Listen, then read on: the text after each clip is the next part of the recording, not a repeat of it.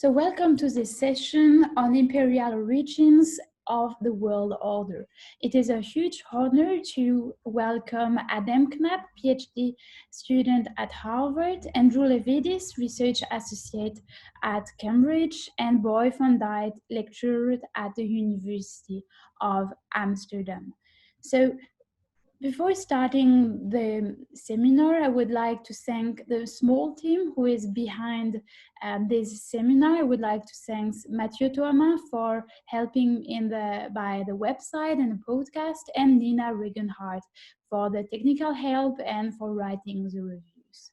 Let me introduce you Adam Knapp. Adam Knapp is a historian of modern British, European, and international history. He studied history and law at the University of Sydney, at the Sydney Law School, and at Harvard University. He was also a research associate with the Laureate Research Program. Now, as I said, he is a PhD candidate at Harvard and a visiting fellow also at the Amsterdam Center for International Law. His current project looked at the international courts and the legal origins of the World Organization from 1899 to 1966. Andrew Levidis is a historian of modern Japan and a specialist on political and diplomatic history and history of international relations. He defended his PhD in history at Kyoto University and became after a postdoc fellow at Harvard. He has taught at Harvard, Cambridge, and now he is a research fellow at Cambridge University. His current project is working on the manuscript. He will hand it over by June. It's a manuscript entitled A Dream World of Empire, which is a penetrating, richly detailed, and well-written study of the historical rise of conservatives in Japan and East Asia. And it will be forthcoming at Harvard University Press. Our commentator today is Boyd van Dijk. Boyd van Dijk is a historian of modern Europe and the international legal order. He studied political science and history in Amsterdam, in Istanbul, and in Florence, and also at Columbia University. He has teaching experience at LSE, King's College, and Queen's Mary. He is a lecturer at the University of Amsterdam and very soon Mackenzie Fellow at the Melbourne Law School. His current project is to work on the book manuscript forthcoming at Oxford University Press that uses a comparative lens to understand the making of the 1949 Geneva Convention. So, Adam Knapp will first present a paper entitled Judging Great Powers, the Permanent Court of Arbitral Justice, the League of Nations, and the Big Four from 1907 to 1922. And Andrew Levidis will then present a paper entitled In the Reigns of Jupiter, Empire, Parliament, and the Reordering of the World. Boyd van Dijk after will provide a commentary based on his expertise on the history of humanitarianism, international organization, and international law. So thanks for joining us today. And yeah, I'm very looking forward to listen to these great presentations. Thank you. First, I want to put the chapter I'm presenting today in the context of the larger book project that it's a part of. I then want to talk through what I see as really the three central arguments running through the chapter.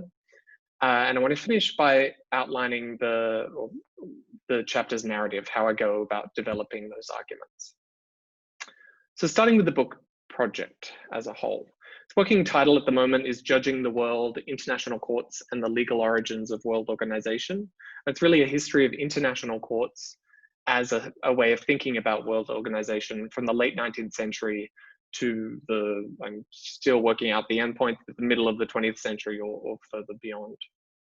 And the overarching argument I'm working with for the book is that international courts offered and for a long time, the main way of thinking about and institutionalizing world politics during this period. That in short, during this period, international courts sought to organize the world by judging it. I suggest that scholars, in focusing on other forms of world organization, we might think of political forms of world organization like the League of Nations, like the United Nations, or economic forms of world organization, what becomes the World Bank, the IMF. Scholars have, in doing this, overlooked older and for a long time more powerful forms of legal world organization. Each chapter of the book focuses on a different court and a different unit or scale of world organization. So this chapter focuses on what's called the Court of Arbitral Justice when it's proposed, and a vision of the great powers. That's the unit or scale of world organization I'm working with here in ruling the world, that I argue was central to it.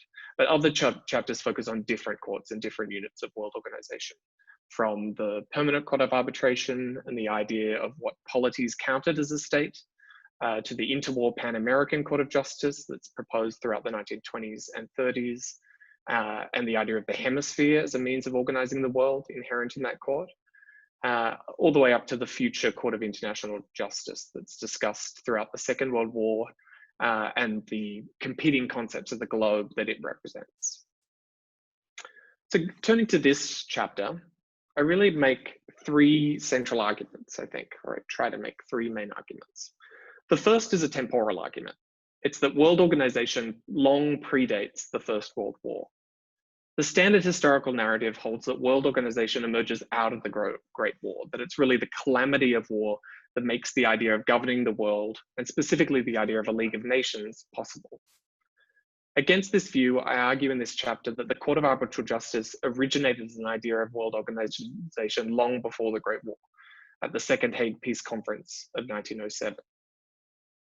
That brings me to my second argument, which is an argument I guess you could call about categories. It's that international courts offered the main way for thinking about world organization before the First World War, and that courts remain significant as a rival form of world organization to the League and to other forms of world organization after the war. Here, I'm obviously building on the work of other scholars, like Stephen Wertheim and Mark Mazzara, especially in this chapter, in uncovering the importance of international law to wartime discussions of the League of Nations. But what I try to do that's different, I think, is to emphasize that it's not just international law, but rather a specific type of legal institution, a court, that was the main way in which these legalists are seeking to organize the world.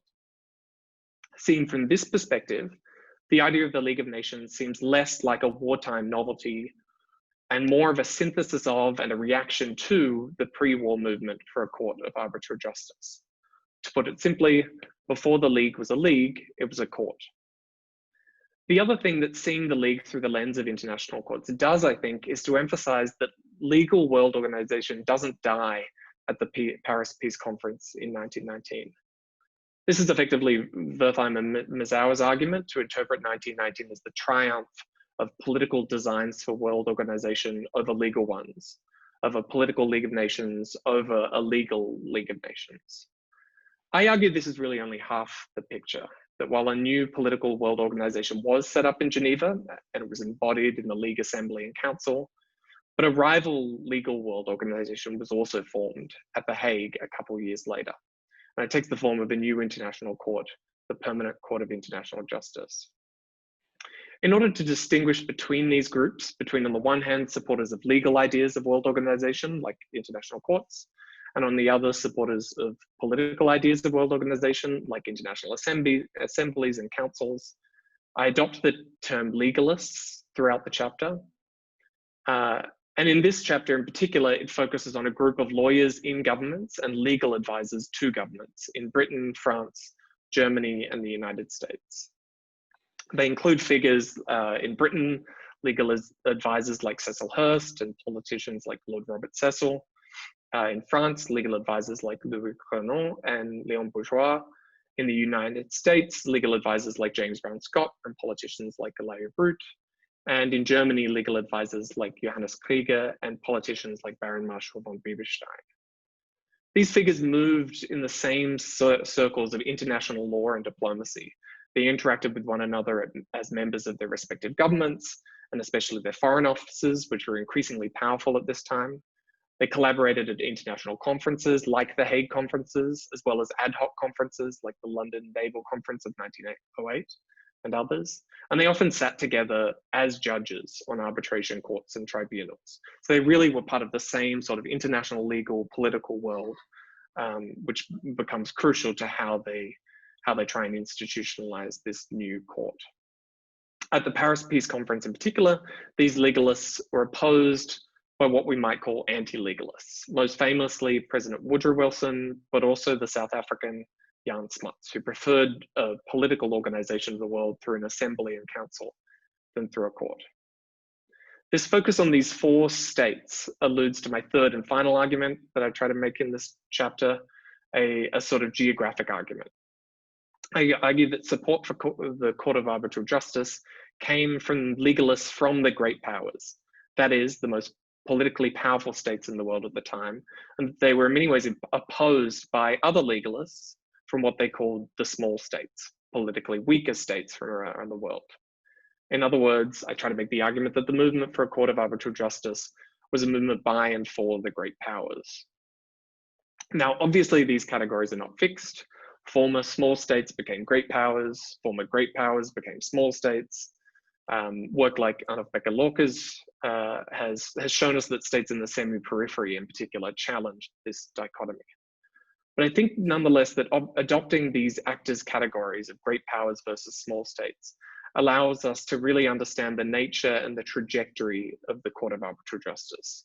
It explains why the proposal for the court fails at the Second Hague Conference in 1907, why its proponents would then react by seeking to negotiate a court among the great powers alone by effectively excluding the delegates from the smaller states, and all the way up until 1920, when a remarkably similar proposal for a court succeeds after the Great War.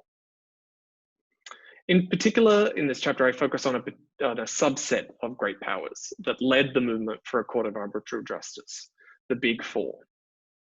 This isn't the same Big Four that famously controlled the Paris Peace Conference in 1919, that being Britain, France, the United States, and Italy. Instead, it's what we might call the pre-war Big Four. Britain, France, and the United States remain the same, but they're joined by Germany. It's only really after the outbreak of the war, I think, that when it becomes politically untenable for British, French, and US legalists to collaborate with their German counterparts, that the movement reconstitutes itself as a movement of the Entente, and that you then see a movement around the League of Nations. So for the remaining part of this presentation, I want to outline how I develop these arguments in this chapter. And the narrative basically proceeds in 3 different parts. The first part of the narrative covers the Second Hague Peace Conference and its aftermath. At the Second Hague Peace Conference in 1907, delegates from the Big Four states proposed a Court of Arbitral Justice. But their proposal stumbled over the issue of how to appoint judges to the court. The delegates from the Big Four, on the one hand, presented a range of different schemes in which they were effectively guaranteed a seat on the court, and the other seats on the court would go in some form of rotation or other mechanism to the other states, the smaller states.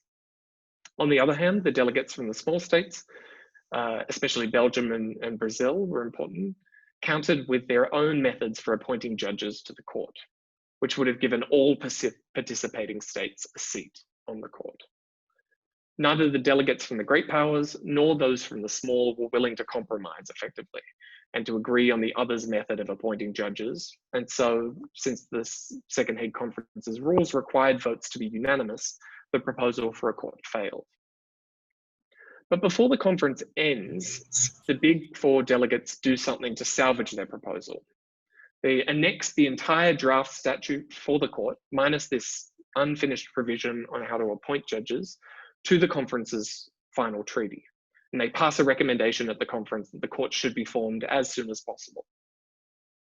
Even before the end of the conference, the Big Four delegates are getting together and discussing the idea of meeting among themselves in the future and of finalizing an agreement for a court without the need to secure the agreement of the smaller states who've effectively blocked them at the conference. The US delegate James Brown Scott goes so far as to take the draft statute for the court that's annexed to the conference treaty and remove all references, scrub it of all references to the number of states required to establish the court. He writes to his French colleague that this will give him a free hand in the future in negotiating for the court amongst the great powers themselves. So in the wake of their failure at the Second Hague Conference, that's exactly what these legalists from the Big Four states do. they resolved to form a court among the great powers alone. They did so through a few different means. The first is by trying to graft their proposal for a court of arbitral justice onto a proposal for another court, one that had been successful at the Second Hague Conference, the International Prize Court. The legalists negotiate an enlargement of this other court at a series of confidential meetings between the foreign officers of the Big Four states in London in 1909 and Paris and The Hague the next year. This plan effectively fails because the British House of Lords rejects the plan for an international prize court and the court never forms. So, scrapping the idea of tacking the Court of Arbitral Justice onto another court, they begin negotiating between themselves to create the Court of Arbitral Justice on its own. The idea being that the Big Four would first agree on a statute for the court, they would then invite other great powers to join, and finally they would open it up to the court, open up the court to the small states to join if they wanted. This way, they thought the small states would not be able to block their proposals as they had done at the Second Hague Conference, and the great power delegates wouldn't have to compromise in the way that it had seemed they'd have to do at the conference. But here too, their plan failed, since Britain and the United States became embroiled in a dispute of the Panama Canal, a tolls dispute, and the United States refused to refer the dispute to arbitration. So negotiations to the court sort of break down over that. Finally, the Big Four legalists decide to present their proposal to the Third Hague Peace Conference. It's scheduled to be held in 1915, and there's some idea that they almost reached an agreement at the Second Hague Conference. They should be able to do so at the Third Hague Conference. Obviously, that doesn't happen. On the 31st of July, the US government names their delegate to the organizing committee for the conference, and the next day, Germany declares war on Russia and on France 2 days after that. So the middle part of the narrative in this chapter focuses on World War I and what happens to these ideas of the Court of Arbitral Justice during the war. I argue that during the war, three things changed about the movement for the court. First, and probably most obviously, as I foreshadowed earlier, the membership of the movement changed. So because of the war, the participation of German legalists becomes mostly politically impossible. There's some efforts to continue collaborating, but it's pretty marginal. And the movement becomes restricted to the Entente powers. Many of the legalists then go so far as to erase the previous involvement of Germany in their plans for a court at all. So you see this especially in one of the French delegates' accounts of these negotiations that doesn't mention Germany. Second, the organization of the group movement changes. So legalists form a bunch of new societies in the Entente countries, in Britain and France and the United States, all of which have an international court as central to their platform, usually as the first prong. The fact that these groups all coalesced around an international court, I think, is evident in the foundation of one particular society, which calls itself the World Court League. And it's kind of a small body that aims to coordinate all their platforms and discusses an international court as being what they call the irreducible minimum of these league aims. Third, the substance of their proposals changed. So during the war, most legalists become convinced that their proposed court needs teeth if it's to work, needs greater enforcement mechanisms. So they add to their proposal for a court that the court should firstly have compulsory jurisdiction over member states, so that member states can be brought before the court without the consent, and secondly, that the court should be able to use sanctions to enforce both submission to the court and in some cases submission to its decisions as well. The final part of the narrative focuses on the end of World War I and its aftermath. At the Paris Peace Conference in 1919, legalists were dismayed when the drafters of the League Covenant centered the League of Nations around an assembly and a council in Geneva, what we might think of as a political form of world organization. Legalists found hope, however, in the fact that they're able to insert into the League Covenant a provision for the creation of a new international court, to be called the Permanent Court of International Justice. As a result, the next year, in 1920, the League convened 10 jurists at The Hague to draft a statute for this new international court. The first action of these 10 jurists was to adopt the treaty for a court of arbitral justice annexed to the Second Hague Conference.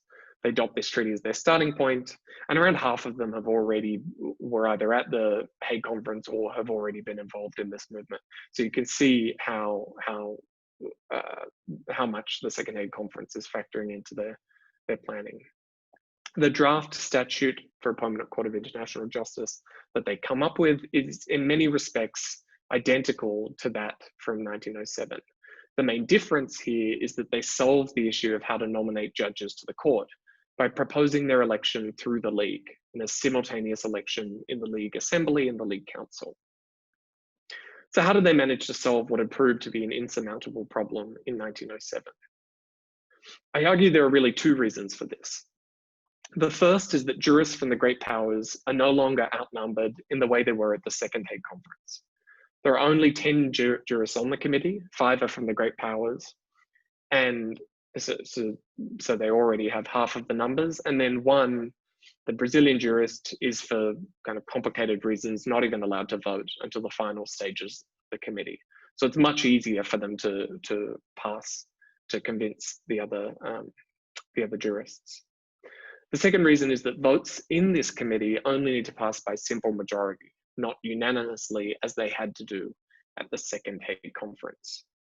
So Lord Phillimore and Elihu Root in particular succeed in proposing this system of electing judges through the League, a proposal that in many ways, and the Brazilian jurist in particular pointed this out, was not dissimilar to the methods of election that were rejected by the small states in 1907. After the committee, the League of Nations made some amendments to the jurist draft statute, and a new international court, the Permanent Court of International Justice, opened in 1922. This court lacked the full range of sanctions and compulsory jurisdiction that legalists had argued for during the First World War, but it retained some sanctions through the League, and member states had the option to voluntarily sign up to compulsory jurisdiction.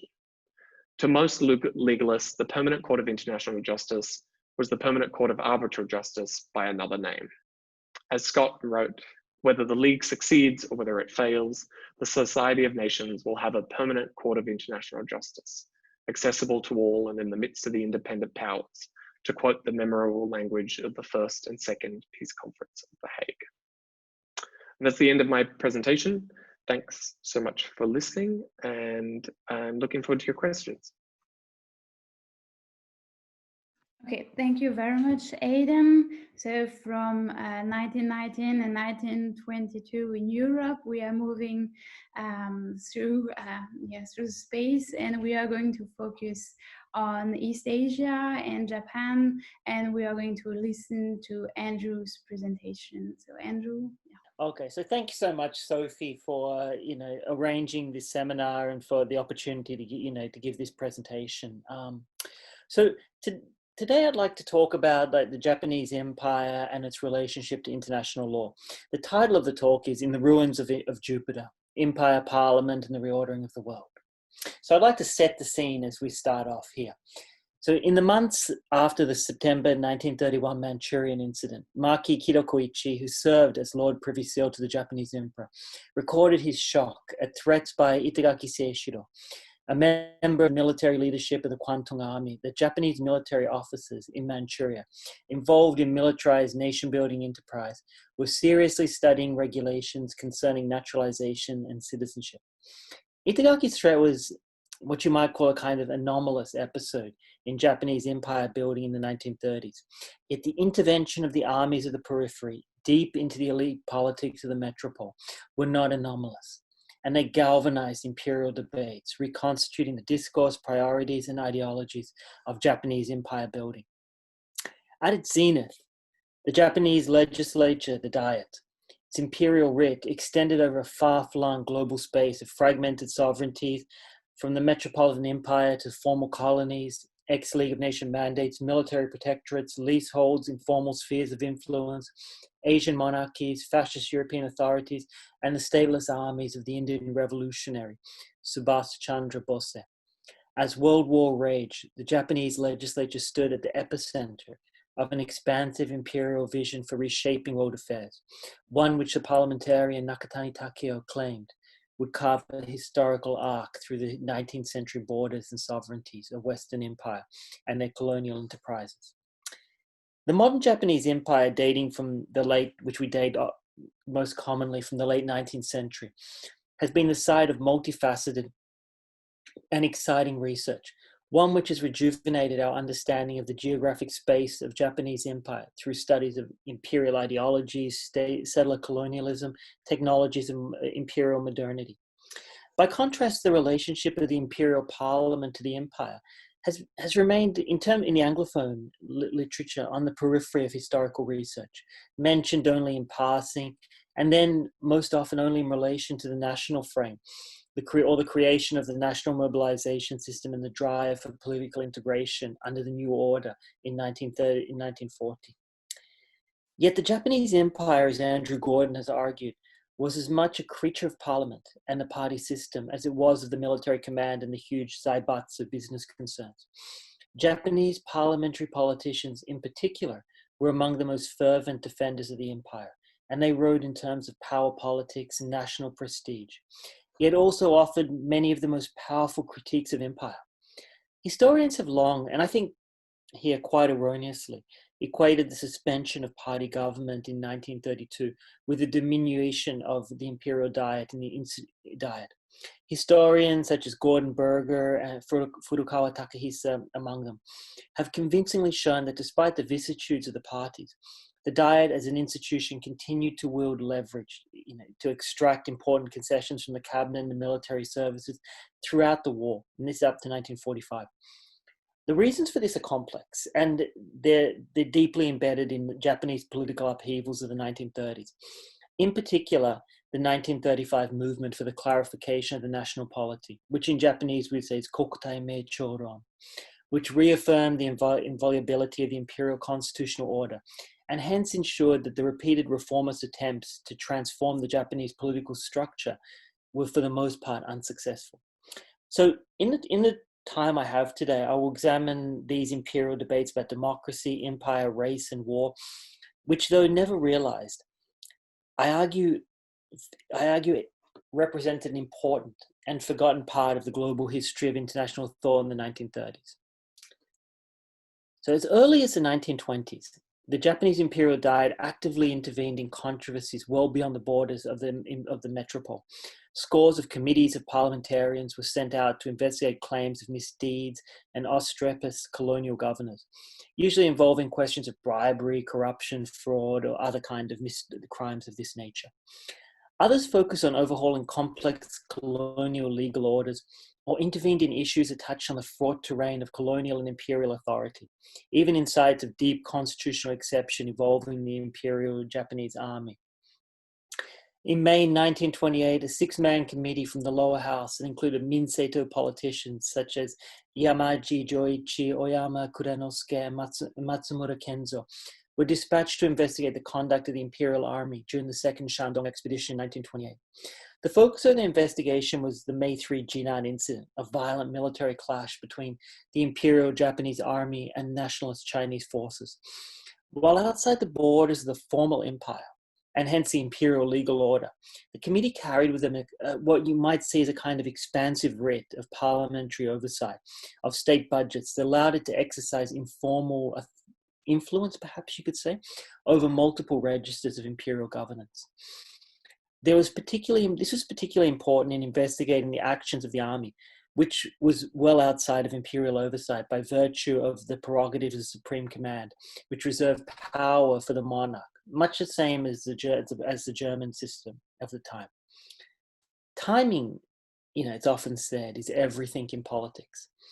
When word arrived of the death of the Manchurian warlord Jiang Zuolin on June 3, 1928, in a railway explosion on the outskirts of Shenyang, the legislators, with the aid of the Japanese consul Hayashi Kyujiro, investigated the bombing, and quickly gathered circumstantial evidence of the involvement of Japanese soldiers in the attack, which was then passed to the premier Hamaguchi Osachi, and passed to Hamaguchi Osachi and the Genro, Prince Sayonji Kimochi.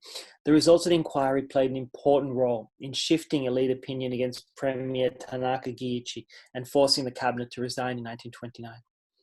Despite being tightly tethered to the constraints of the Meiji constitutional order, imperial parliamentary missions in the 1920s served not only to extend metropolitan authority into the turbulent periphery, but it contributed to the incipient popular view within Japanese colonial society of the Diet as a kind of what you might call a superintending authority. By conjuring new subjectivities and legal beings from the periphery of a kind of spectral empire, the imperial diet raised expectations among Japanese residents in China, as well as among some Chinese citizens of the Japanese imperial cities, of metropolitan remedies to ameliorate the actions of colonial bureaucrats or military policemen. Of course, it goes without saying that in the most instances these hopes were dashed, but the fact that they were raised, I think, is important.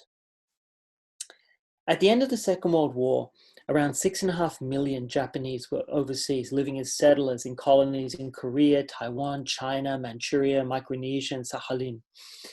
For imperial parliamentarians of the 1930s, the question before them was how to expand the limits of the imperial community to encompass what you could see as an emerging transnational Japanese polity.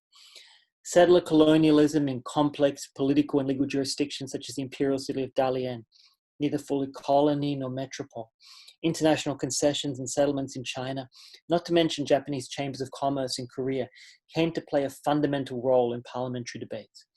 In the Chinese treaty ports of Tianjin, Hankou, and Shanghai, Japanese resident community organizations acted as legislative bodies, responsible for civic affairs and for the levying of taxes, while in Shanghai, Japanese residents sat on the municipal council. In committee meetings, appellations, and on the floor of the lower house, parliamentarians openly debated the lines separating metropolitan Japan from the empire. Their debates dominated the pages of the internal journals of the Minseito and the Seiyukai, the main conservative parties. As parliamentarians probed the legitimacy of legislating and lawmaking in imperial cities in Manchuria and China, what Matsumura Kenzo asked was the scope of direct imperial authority oversight of colonial society. Indeed, what was the limit between imperial and colonial subjecthood for Japanese citizens? Others, however, such as the Seiyukai parliamentarian Morikaku, who lived and worked in northeastern China, began to outline possibilities for new political arrangements, one that would result in disparate experiments in self-governance, which might be, in which the Japanese empire could be reconstituted in a transnational, a single political community. The imperial city of Dalian, at the tip of the Liaodong Peninsula, was at the center of many of these early debates. The city had been originally built by the Russian Empire in the late 19th century, and at the end of the Russia-Japanese War in 1905 was ceded to Japan. Over the next 2 decades, the Japanese residents in the territory of just 3,500 square kilometers carved out an imperial community which enjoyed special rights of extraterritoriality, in addition to the extension of domestic legal protections and administrative accommodations. Founded in 1915, the Dairen Municipal Council gave fullest expression of self-governance officially sanctioned by colonial authorities in the empire at that time. In meetings with parliamentarians from the metropole, Dairen's municipal councillors consistently stressed their autonomous structures of governance, yet simultaneously held their community was entitled to the privileges of metropolitan citizens of Japan. Unlike, perhaps, and here it goes without saying, indigenous Chinese residents who comprised the vast majority of the population of the imperial city. As Ima O'Dwyer has shown in her eloquent study of urban empire in Manchuria, Dalian was at the center of a fiercely contested experiment in democratic political empowerment on the periphery. In 1930, for instance, over 2% of Japanese imperial diet members were elected as so-called Manchurian candidates. That is, in other words, politicians residing in northeastern Chinese city of Dalian, who registered in their home districts in Japan. The extension of the Japanese body politic to imperial holdings in China raised, I think, thorny questions about the authority between the parliament and the bureaucratic and military rulers of Japan's colonial state apparatus, who, it goes without saying, closely guarded their prerogatives and power. Despite their control over much of the imperial domains, bureaucrats and military men did not rule without constraint. Indeed, Parliament, through an odd amalgam of prerogatives and legislative acts, found novel ways to reach into the lives of respectable settlers and businessmen, one which I think further complicates the standard view of the Diet's decline in wartime. Importantly, however, and I think this is important really to sort of hammer home, their actions should not be taken to apply any loyalty to the democratic aspirations of the Japanese in China. For Japanese colonialists, appeals to the imperial constitution and the Diet were a means of protecting existing privileges and their experiment in self-governance, which by the end of the 1920s and into the 30s was increasingly imperiled by the Kwantung Army's new militarized state-building enterprise, which carried risks. Japanese parliamentarians in the 30s, eager to recuperate powers they had lost due to the bureaucratization of state authority, saw requests for intervention as a kind of casus belli for the enhancement of central authority over colonial governments. The resulting process of integration facilitated an expansion of imperial governance and led, perhaps invariably, to the diminishment of the rights of Japanese residents and their subordination to military and geopolitical necessity. Indeed, by the late 1930s, among mainstream politicians, we can detect a decisive shift against calls for parliamentary oversight within the empire, in favor of the birth of new regional regimes, new order governments, as part of what would later become known as the Greater East Asia Co-Prosperity Sphere. By 1937, imperial parliamentarians' focus had shifted north, from Dalian to the so-called Manchurian Empire, and to the Chinese city of Changchun, now renamed Xinjing, the military capital of two emperors, two empires, and the center of gravity for Japanese military imperialism in China. Here in the turbulent years after 1931, a nexus of colonial bureaucracies, planning bureaus, special services, military police, and mobilization agencies took shape, transforming Xinjiang into the military and ideological center of Japanese opposition to the Versailles World Order. Between 1937 and 1941, over 300,000 Japanese, mostly from rural areas such as Nagano, immigrated to Manchuria. It represented what one historian has wrote as the integration of home and empire on a whole new scale. And it was widely perceived as the first step in the process of incorporating Manchuria within a broader imperial polity. The elaborateness and the scale of Japanese the colonization enterprise in Manchuria was unprecedented. And it catalyzed in Tokyo and across the empire major debates over the future of the empire and more broadly in the Japanese elite political imagination. Party politicians such as Maeda Yonezo cared little for arguments of self-government made by the municipal council in Dalian. Rather, he viewed Manchurian colonization and the new Japanese political communities there as playing a vital role in revitalizing the party machine and overcoming what was then increasingly stringent controls on party activity in Japan itself, in particular from the Home Ministry's purification campaigns. Parliamentarians by the late 30s toured Manchurian agricultural colonies and state-managed farm cooperatives, extensions of villages and towns, so-called branch villages along the Soviet border, in the company of the local notables, Meiboka. And they wrote excitedly of the potential for expanding their political alliances. In other words, and what this means quite simply is, there was an attempt to draw the Manchurian settlements into the party system, a step the army and the bureaucracy had ferociously opposed since the foundation of Manchukuo. The idea and the desirability of expanding the principal channel of political participation outside the metropole were not in the main driven by loyalty to the principles of Western democratic politics, nor by any real concern with defending the limited and I think partial experiments in self-governance. Rather, they were driven by a pragmatic calculation of the party's leverage in the competition for power. By positioning themselves as empire-wide agencies of public mobilization from Hokkaido to the Mongolian and Soviet borders, parliamentarians attempted to use the government's desire for national unity on an empire-wide scale to extract compromise for their supporters in the villages and business. Importantly, many parliamentarians argued that the expansion of the party system to the continent was a necessary step in the long-term restoration of party government in Japan itself.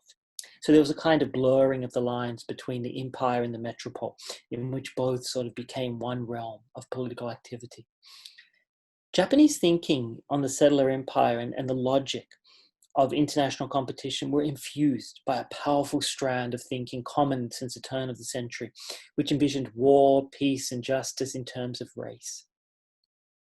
In the 1930s, a kind of racial utopianism, that is, the Japanese people as pioneers of progress and development, who had a special role in bringing peace to the world, came to figure prominently in parliamentary debates.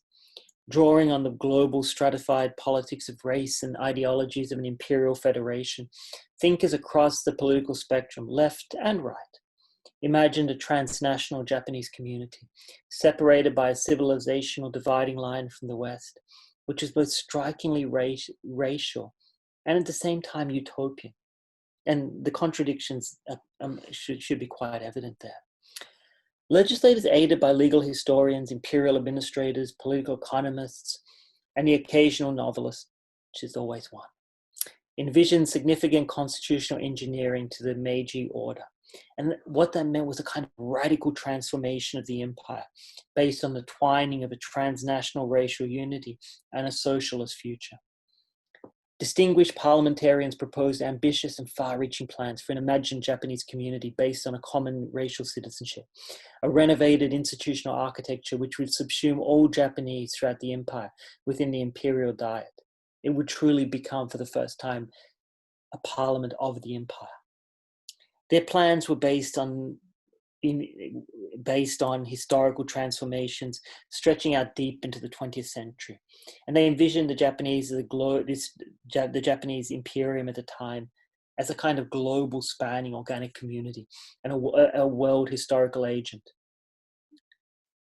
Though their radical plans never came to fruition, I think, to be honest, the evolving debate constitutes an important dimension of our understanding of race, space, and the global order, not from the perspective of Europe or the Atlantic world, but from Asia.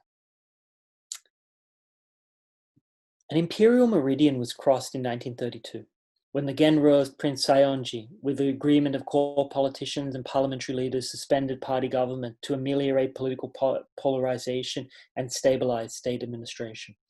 The suspension of party government mirrored international developments, most specifically with the formation of the national government under Ramsay MacDonald.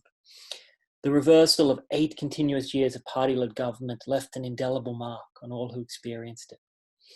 Across the subsequent decade, imperial politicians reached deep into the inner workings of the empire, empowering anti-communist forces, royalists, and collaborationist elite to aid their effort to bring about the reordering of East Asia.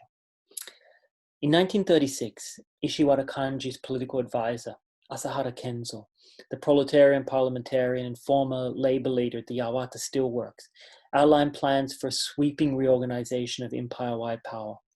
Like many of the leaders of the proletarian mass parties, such as Aso Hisaishi and Kame Kanichiro, Asahara developed close ties with the Seiyukai politician Morikaku, as well as military officers such as Suzuki Teiichi, Major Karakura Tadashi, and others.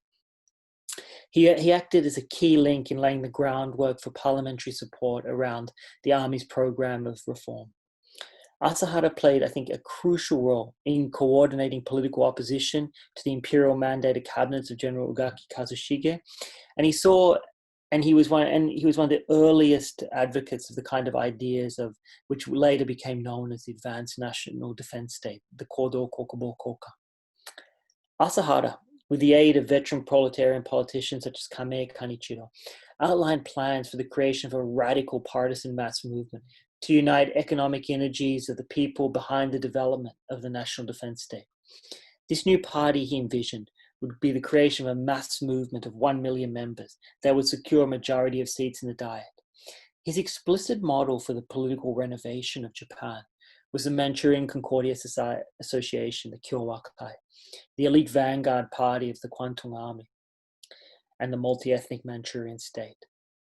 The Kyowakai explicitly rejected the divisiveness of what they saw as the divisiveness of Western democratic politics and propounded the principle of one country, one party, ikoku ito, based on the political integration and state coordination of all political activities to forge a unified, strong, and disciplined nation. The technologies of mass mobilization and a society controlled by producers galvanized elite thinking about the broader political dimensions of mobilization, radicalizing and unleashing internecine divisions across the 1930s. For our purpose here today, I think what was most intriguing about Asahara's proposal was it envisioned the construction of a kind of empire-wide mass political parties stretching from North China to Mongolia, Manchuria, Korea, Japan, which would serve as a kind of political vanguard for a renovated anti-capitalist empire in potentia.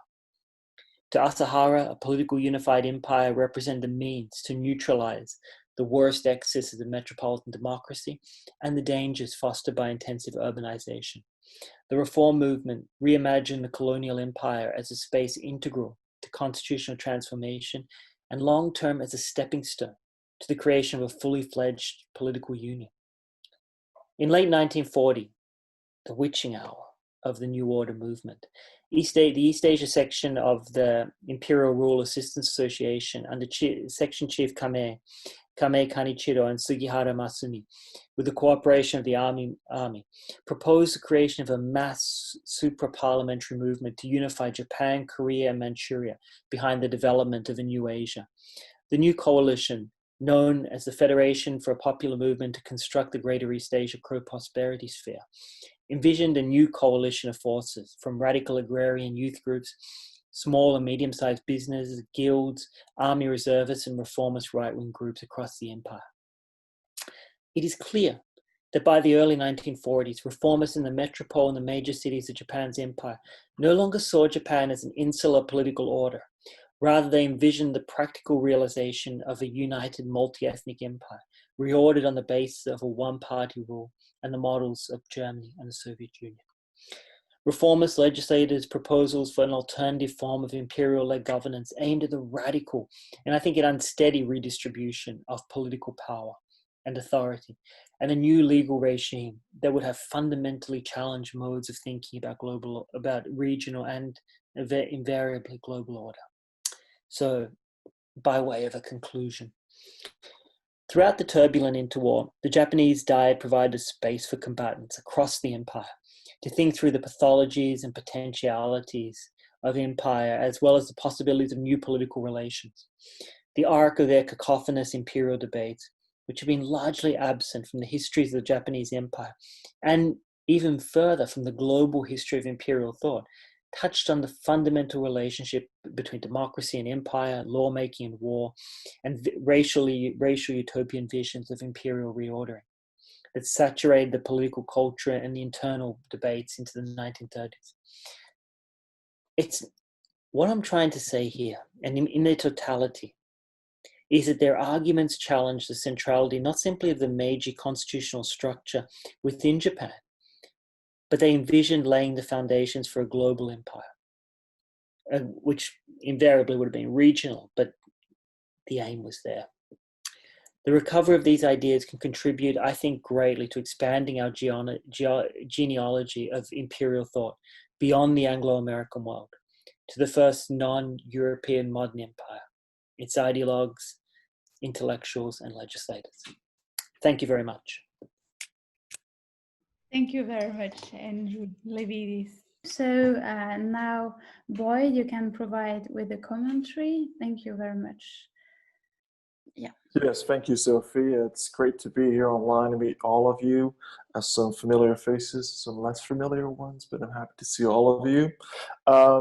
It's also interesting that you've brought me together with these two Australians who are scattered across the globe. If I understand them both correctly to talk about the history of world order. And what's also interesting, I just realized that Andrew and Aidan's papers in some ways talk to each other, but also have very different kind of objectives. Whereas Aidan is trying to shed some light on legalists from especially the Anglophone world, or at least the Anglo-American world, and of course also some French and some German jurists.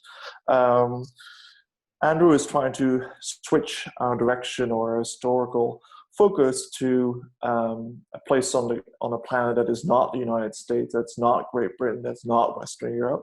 So in many ways, these papers are doing something very similar, in some ways very different. And I think it's interesting for both of you to discuss your papers separately. I don't want to try to do a discussion of both by trying to see connections or linkages. Maybe there are some very interesting ones we can further explore, but it's something we can do through Q&A. So my intention is to discuss them separately, one after another, and raise some questions and comments.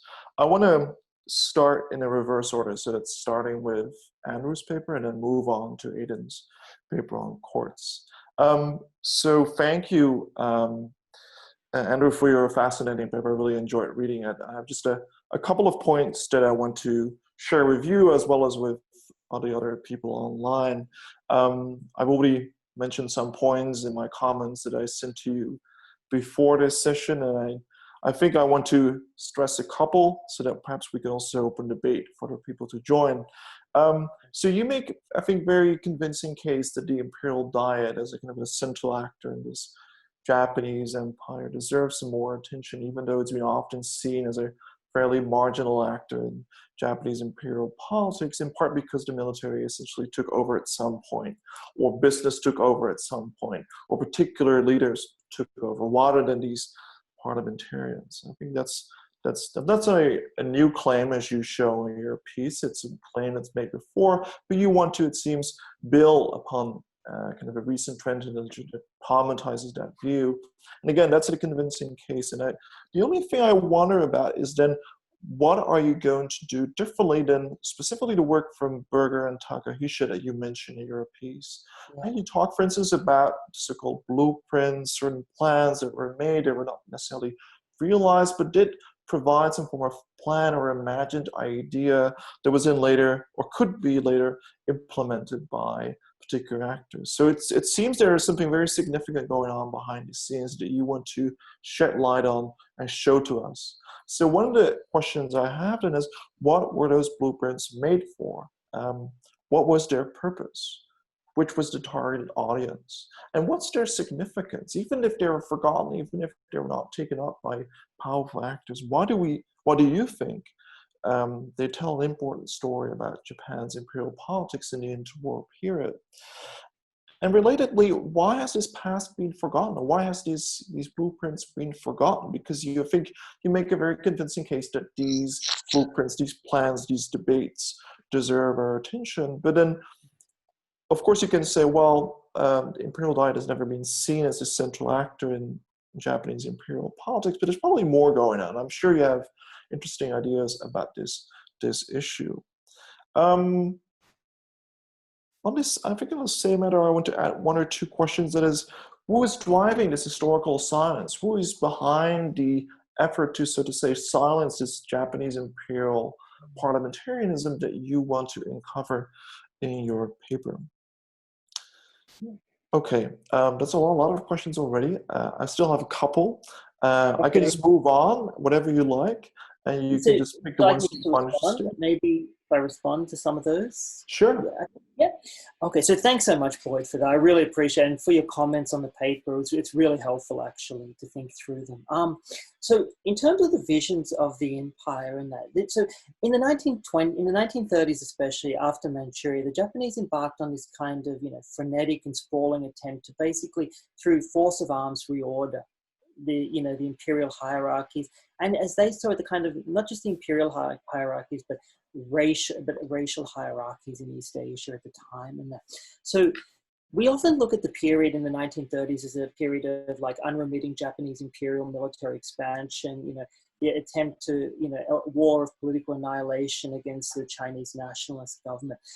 But at the same time, what I noticed is in the attempt of political annihilation or of state destruction that the Japanese were engaged in, they were also engaged in attempts of state creation. So not simply Manchukuo, but in all the areas in which they occupied in China, they attempted to build new governments, new states, you know, whether they were puppet states or sort of kind of states which, you know, existed only by virtue of Japanese arms or for Japanese aims.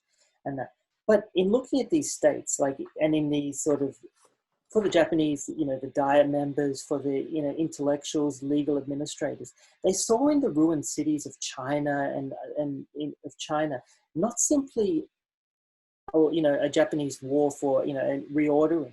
They saw it as the basis for, you know, a really vast and kind of expansive vision of transforming world order. They envisioned it not simply as the China incident was transformed into a historical juncture where, you know, which would bring about the end of capitalism, communism, and a kind of what they saw as a new order, a new sort of spatial order in East Asia at the time. And a lot of these blueprints, what they were calling blueprints, were plans that were sort of debated in Diet appellations. They were debated among, you know, sort of political parties, which at the time were losing influence. So within Japan, the political parties by the 1930s were in recession. They had lost so much of their power. But they saw the empire, they saw the Japanese imperial expansion in China, in Manchuria, Mongolia, and all these places as an attempt to kind of reinvent the empire. And by reinventing the empire, they sort of linked their ideas for reinvention in China and Northeast Asia to larger attempts by the Germans and what was going on in Europe in the 1930s. And sort of an attempt to move against the Versailles order. Why were these, you know, and the blueprints weren't implemented, and, you know, and a lot of the time, you know, they barely went beyond the pages of these sort of these journals, in, you know, and parliamentary debates. But in key moments, they did. And they did shape the attempt by the Japanese and the policies that were implemented throughout its wartime imperium, from Mongolia all the way down to the Dutch East Indies. Why were they forgotten? And it's an interesting question. And I still haven't, you know, and I'm sort of thinking through this at the moment. And I haven't come to, you know, anywhere near to an answer. But I think maybe one of the key elements is that after 1937, the Japanese Diet is seen as a kind of rubber stamp, and that its power diminished. And that was a long-term historical trend. What's changed is by seeing how the Diet was able to maintain its power even at the height of the wartime regime. It sort of gives us different sort of vision of the Japanese imperial state at the time. And for me, I think, you know, sort of complicating the image of this is, you know, central to my complicating the, you know, the role of the Diet. Because what I sort of see is, if you look at the wartime, you know, the Second World War, there were three great houses of lawmaking at the time: the British Commons, the Congress of the American Republic, but also the Japanese Diet. And if we think in terms of like wartime lawmaking in that regard, it's sort of comparatively and transnationally and maybe globally, you know, it helps us to give a greater complexity to the vision to what the Japanese Empire really was at the time. Okay, well, thanks. That's very helpful. You already mentioned the point of race several times now, and you also do it in your paper on several occasions. At the end, you talk about a so-called racial utopianism, or a kind of racial utopianism in your piece. You seem to have doubts already now when I mentioned it. But I'm kind of curious, what is this racial utopianism? I mean, as you know, Japanese Empire, of course, is full of racial hierarchies, whether it's within the metropole, whether it's within the colonies, or between the metropole and the colonies, if you still want to use those terms. So at the same time, of course, we can also see kind of the birth of the corpus parity sphere, blueprint or model or whatever you want to call it. So I'm curious if you can tell us a little bit more about what element of race plays a role in this story that you want to tell in your paper. Yes, I'll be quite quick in that. But I think the kind of racial utopian visions were sort of, you know, suffused Japanese imperialism at the time. In Manchukuo, the state ideology was a kind of the harmony of five races: the Japanese, Koreans, Chinese, and Mongolians.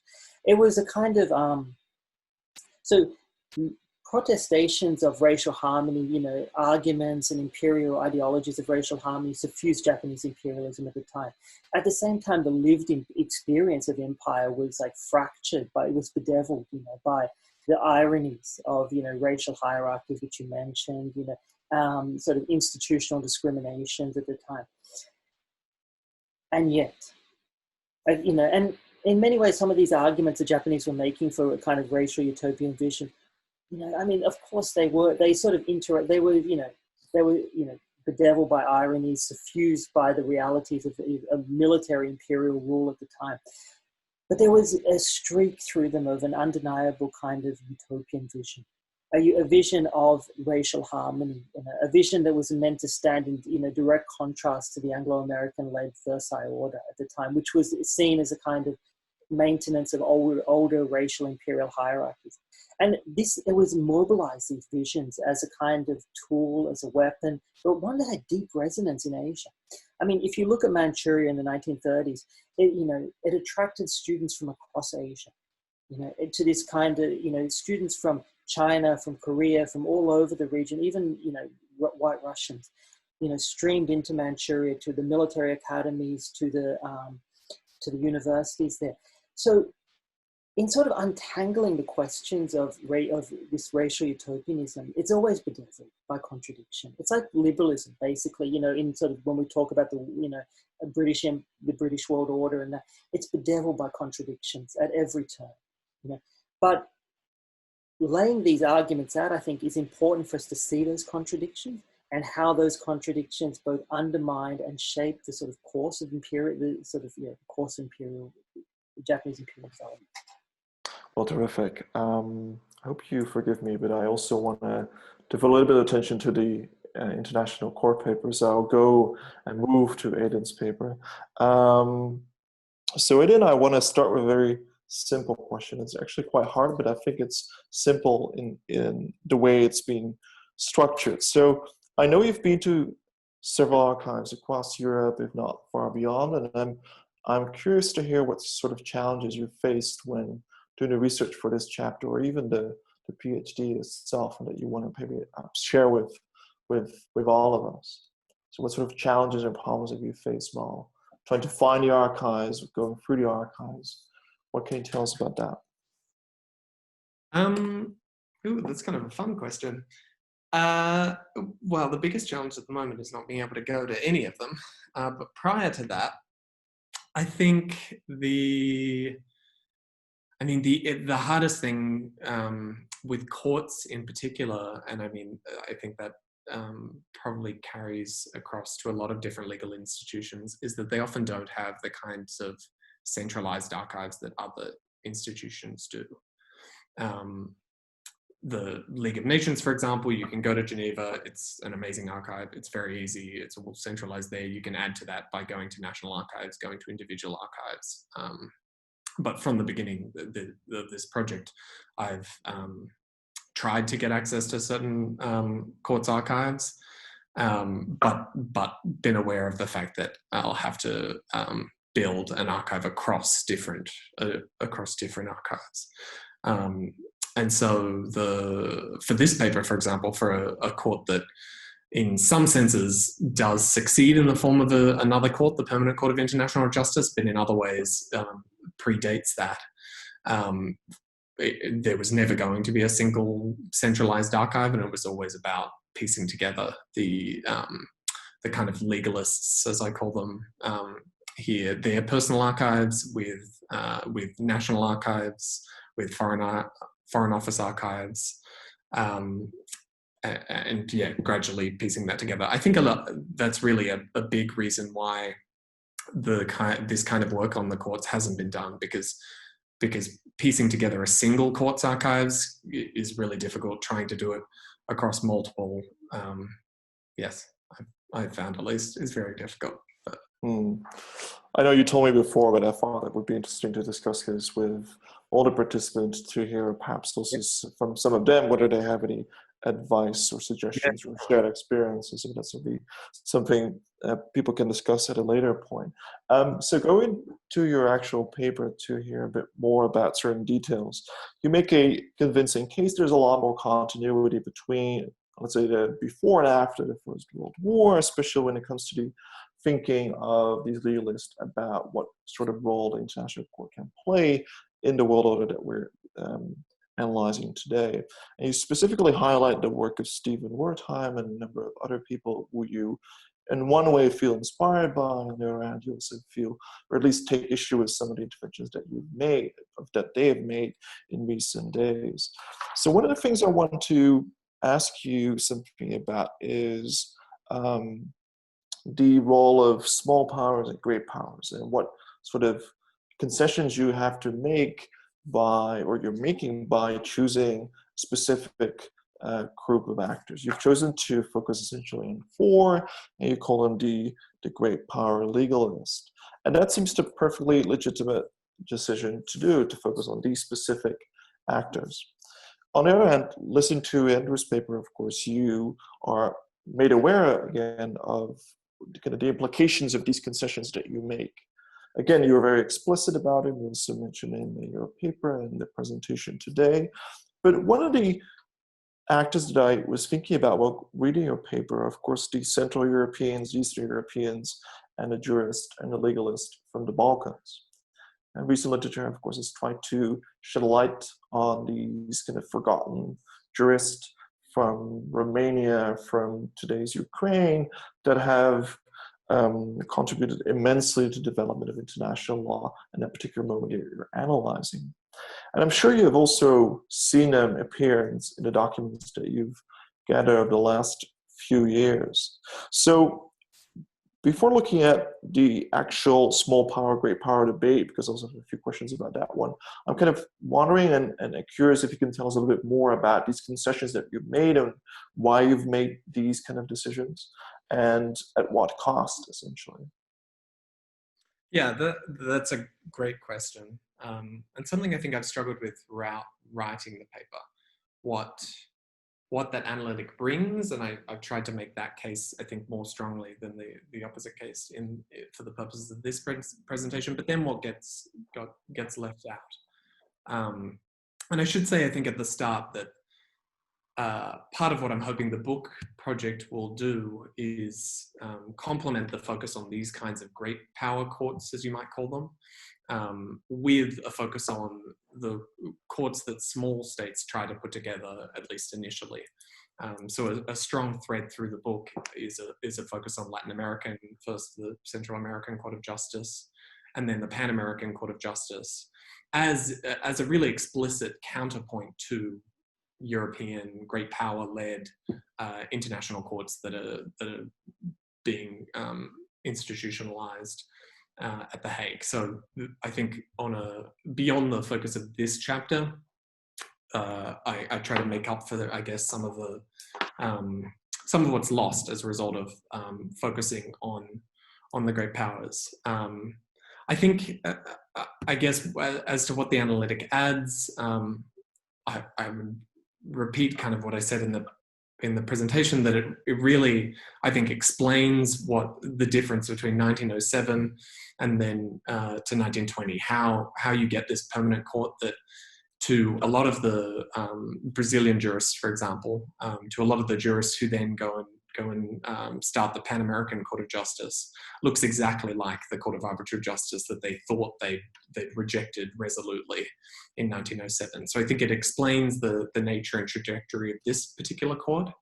And I think it's also important to note that these categories aren't stable, and so you have actors who are constantly arguing for their inclusion in the great powers. This isn't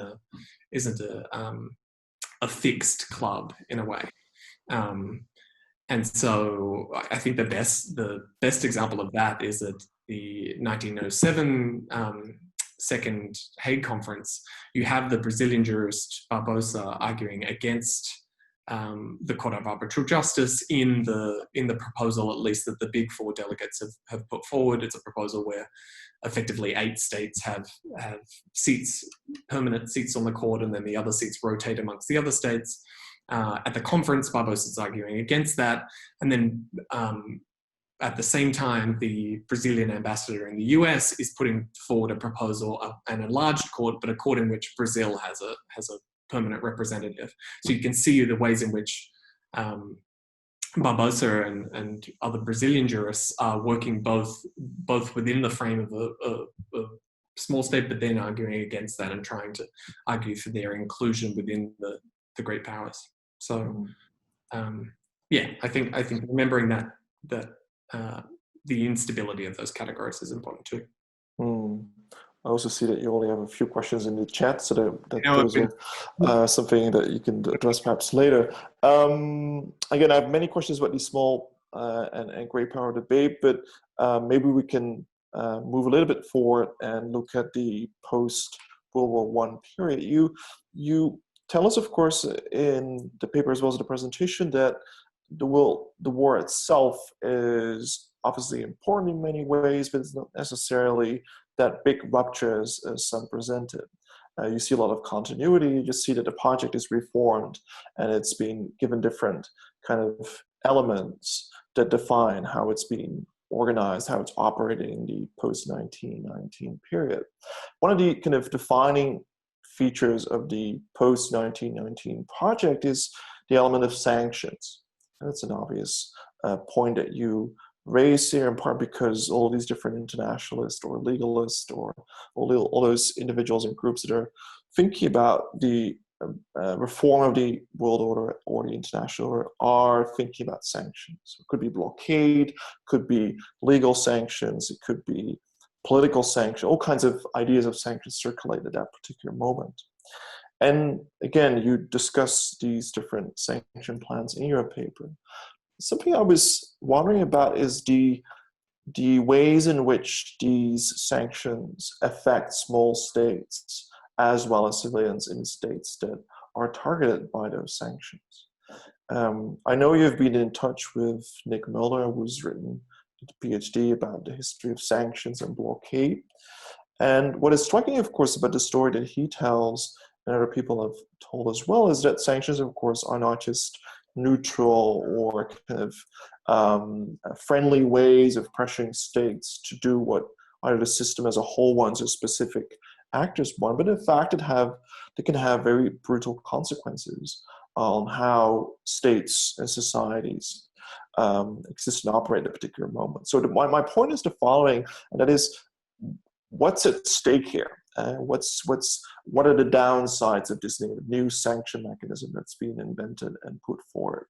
And do these legalists realize what they are putting forward? Do they see what the implications can be if they, let's say, allow for sanctions to happen against states that do not comply with certain rulings, or something like that? So do they really see what the effects can be of sanctions, particularly its brutal effects? Yeah, and another great question. And as you say, Nick Mulder's dissertation, I think, and book is going to be the kind of the answer to that in a lot of ways. I still need to get a hold of it. I think in relation to this particular courts and the ways in which sanctions come up in discussions during the First World War, there's to some extent a divergence. You see a lot of the US legalists are actually kind of interestingly less into the idea of sanctions than, say, the French are very strongly for it, the French legalists that I talk about, and and most of the British are as well, which to some extent inverts what has traditionally been seen, this League movement has traditionally been seen as kind of an American, very American idea, and the treatment of sanctions inverts that. That's not because, well, by and large, that's not because of what you bring up, the really devastating effects these sanctions will have on small states in particular, on civilians, on militarily the US objections are largely political objections around what they think they can get effectively. They say, look, we're not going to be able to get public support around sanctions in a way that we're going to get support for a court, so let's leave sanctions out of the picture. That calculus, for most of the British and French legalists, I think happens as well, obviously with the end point being that they're for sanctions. But again, it's really focused on a political calculation and what they want to achieve. Their main goal is to strengthen this court. And their thinking is, we had a court, we had the Permanent Court of Arbitration, which I haven't really spoken about too much in this presentation, but is the focus of the first chapter. And that was unable to prevent the kind of outbreak of war that we saw in 1914. How can we differentiate this new court? And one of the ways in which they think they can do that is through sanctions, so that if a similar dispute arose, there would be repercussions if the dispute wasn't brought before the court. The question then of whether they are thinking of the ramifications, I think, is mostly left out of the discussion. But again, Nick's book is going to be really useful for me thinking through that. So it would have been interesting to have some German legalists on board after 1918 to hear what their thoughts about sanctions. Yeah. But let me just leave it at there, and other people can ask more questions. I'm sure there are many questions among the other participants. Thanks a lot. Thank you very much, Boyd, for your comments, Andrew and Aidan for your answers. I just would like, just to highlight 2 points. So the aim of this session is really to dig into the imperial origins of the world order and to understand also the global resonance of what is happening in Europe by 1899 and 1907. And it's important also to emphasize that Japan ratified the Hague conventions, and that it's a point which is very important because we see that international law is really defined in this. In these 2 conferences. And when we look in a Brodelian perspective in the history of international law, it's also important to see also to consider the 1815 Treaty of Vienna and the use of law to regulate security within Europe. And I just would like to have 2 questions, very brief, and to use the benefit of being the coordinator. The first question would be to Aidan. It's, so you speak about the legalist, but how did the legalist perceive this Vienna Congress order? Was it a model, or was it, so did they want to change it, where were they trained? It's also very important. And when we look at the history of the treaties and the history of international law, to focus on, so who were these persons, what were their models, what were they reading? So this would be my first question. And the second question is also linked to Andrew, is also, so Andrew is not a specialist in legal history, so he is more working on political history. But from the political point of view, so you are focusing on Japanese parliamentarians. But how did they conceive international law? So did they reject them? Where were they trained? What were the conceptions of international law? And I'm speaking all the time about the 1922 Washington Conference Treaty, but I won't ask any question about it. But there are some articles which say that the 1922 Washington Treaty was a reference to 1815 Congress of Vienna Treaty. So it's important to see that international law is a history in the long term, and I think that Aidan's paper has really shown that it's not only innovation, it's not a moment, it's just it's really a continuation and a development. And Andrews also really showed that, and it's really important to see that the global resonance of imperial making. And yeah, so Aidan and Andrew, can you answer please this question? And then I see already so many questions in the Zoom conversation, so after we will move to the other question. Yeah, thank you. Sure. I'll quickly answer my part, and then you can go, Andrew, if that's okay. Yeah, thank you. Yeah, the Vienna Congress is a interesting one, because it's in a lot of ways what these legalists are doing is it has similarities. This sense of great powers coming together. They will decide the fate of the rest of the world. They'll meet periodically.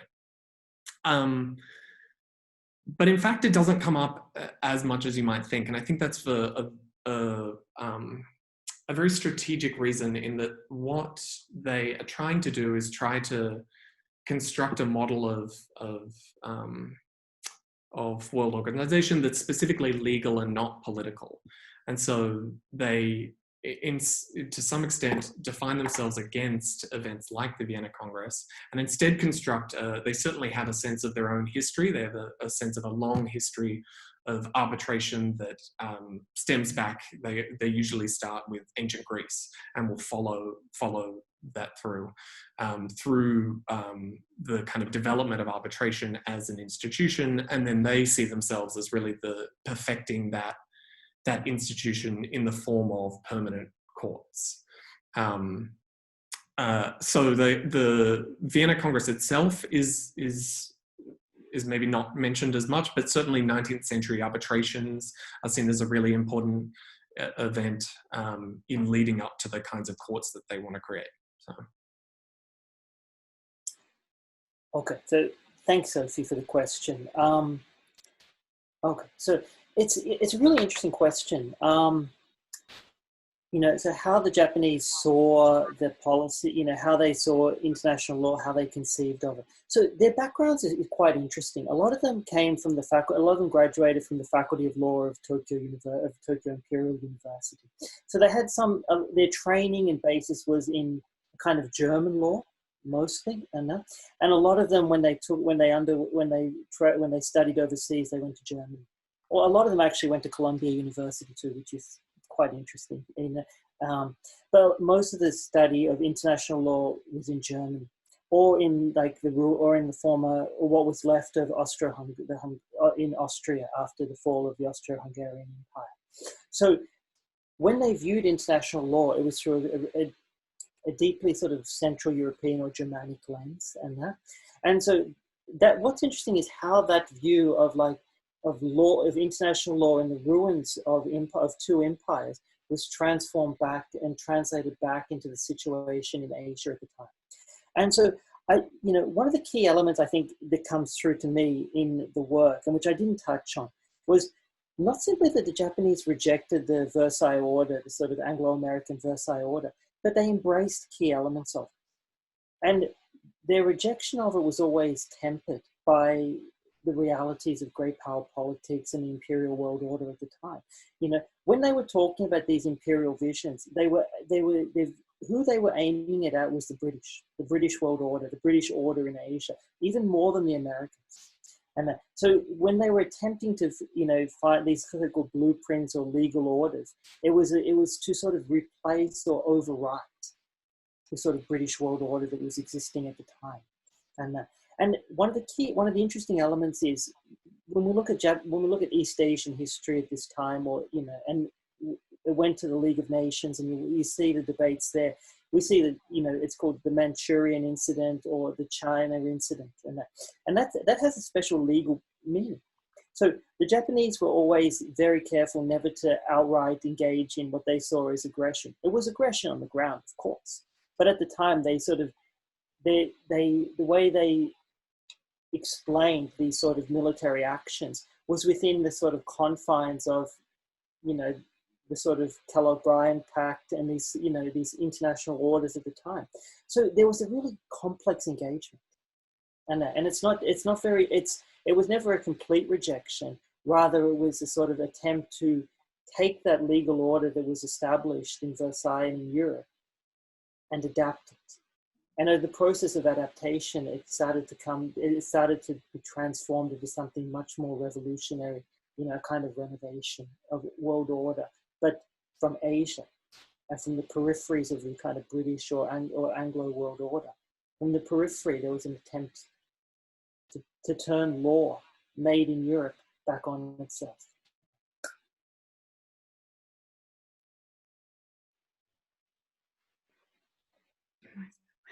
Thank you, Aidan and Andrews, for answering the question. So we will start the Q&A now. So who would like to start? So I saw already a hand. So Professor Armitage, yeah, please. Thank you, Anne-Sophie, for convening this wonderful seminar series, and thank you to Aidan and Andrew and Boyd for a very, very rich discussion. I wanted to throw in just a couple of questions to each of the paper givers, if possible. First for Aidan, taking up the terms of the seminar's own title, Imperial Origins of World Order, does it make a difference that the great powers you're dealing with in your paper are in fact all empires or aspirant empires? One aspect of being an empire, particularly in this period, is an idea of hierarchy and verticality and the inequality of peoples and states and races, rather than the more horizontal idea of the equality of states. So are we seeing two competing visions of imperial statehood versus non-imperial statehood clashing in these debates? And a second brief question actually raised by Boyd's comment and the juxtaposition of the two papers is it is very striking that among your cast of characters, there is no jurist, as it were, east of Petersburg. Fyodor Martins is the most eastward leaning of all of the characters. So where are the Chinese and Japanese jurists in these debates, as we've just heard? They're very well trained, they're on the international stage, they're extremely active from the late 19th century onwards, but they seem to be off stage in these discussions, and I'm curious as to whether that's a selection effect or whether they really were entirely absent from these discussions. And then for Andrew, a couple of quite technical questions relating to the Japanese Diet in this period and its powers of legislation in particular. The first one is the Japanese Diet monist or dualist in its conception of the incorporation of international law at this point?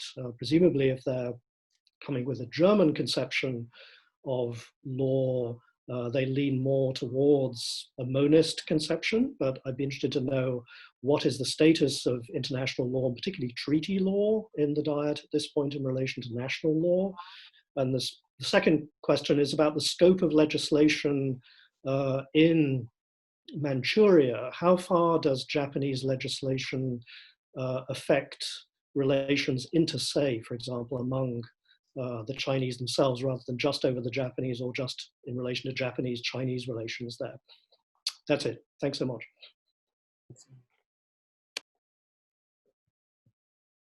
Should I go first, Andrew, or do you want to? Yeah, definitely. Yeah. Thanks, David. That was great. I'll answer them in reverse order, I think. So the first being, where are the Chinese and Japanese jurists? It's a really interesting question, and I think goes back to this question of who's being considered as kind of a great power and a small state.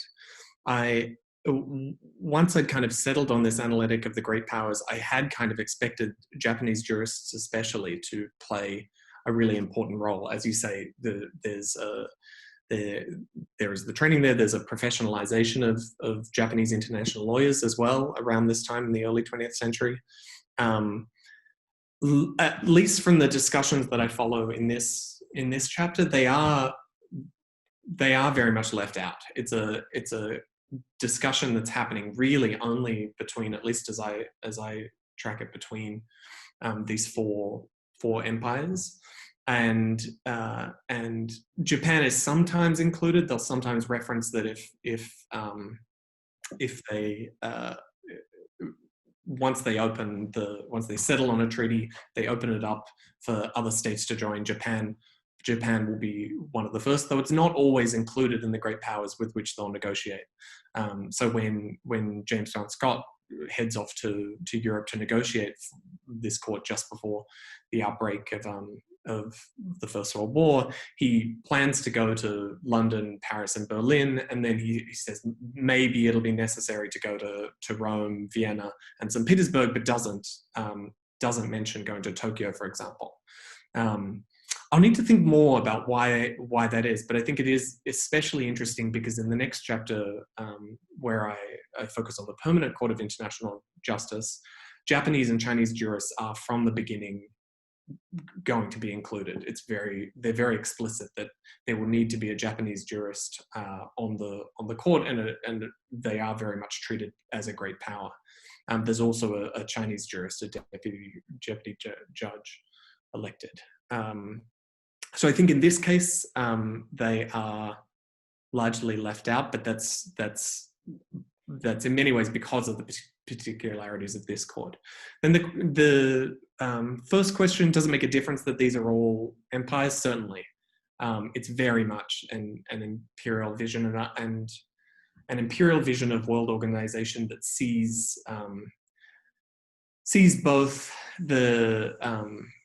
it both as imperative that it is these four empires that are setting the terms by which they'll interact through this court, and then also who will actually play a part in this court. I don't get to really discuss it in this chapter, but in the first chapter on the Permanent Court of Arbitration tries to unpick the idea of who is a state and who therefore gets to be part of the Permanent Court of Arbitration. And there are imperial issues are from the beginning really how this question is tested. So in the case of the Boer War, for example, you see Boer jurists trying to apply to the court, claiming to be a state, and British metropole jurists arguing against their idea of statehood. And so you see that clash that you outlined there. Thank you. Yeah, thank you so much, David, for those questions. I like the sort of term, east of St. Petersburg, because it's sort of, it sort of captures a lot of what a lot of the Japanese, as they were going from, East Asia to Europe.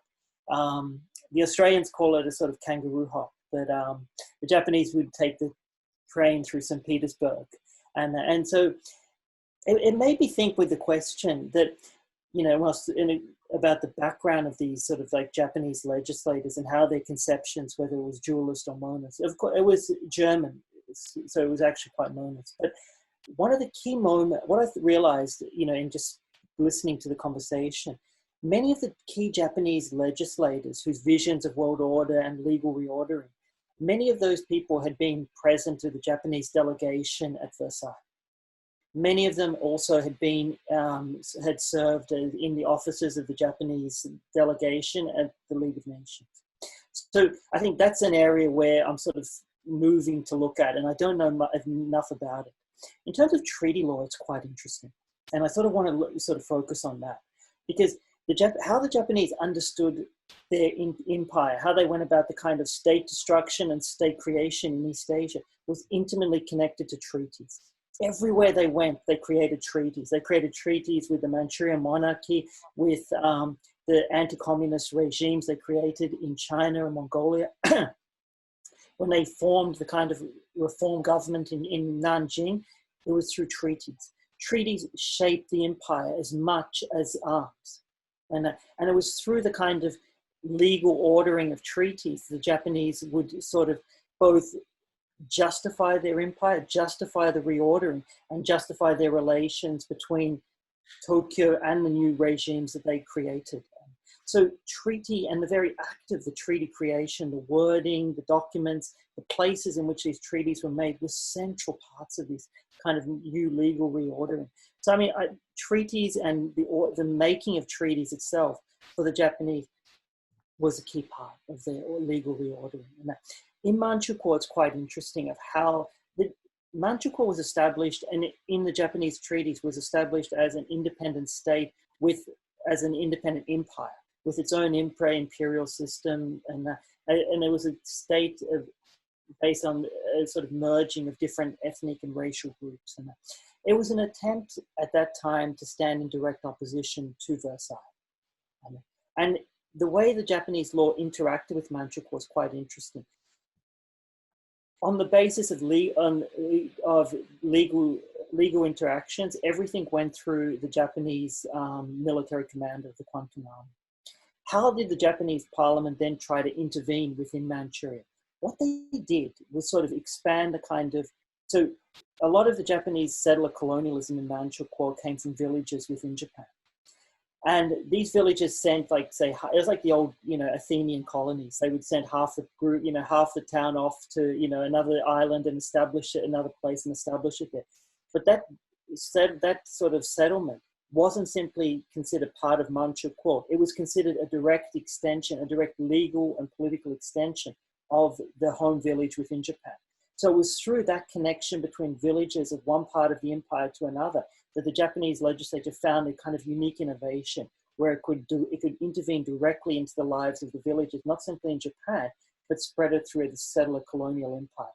And it was through that legal innovation that they saw a kind of opening to expand a kind of vision of a transnational polity, one that went well beyond the inner empire of the Japanese home islands in Korea, but which could eventually expand all the lands reaching out to, through Manchuria, Mongolia, China, and even further.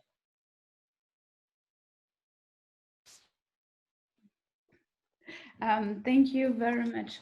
I see many questions. Charlie, do you have any question? You have to.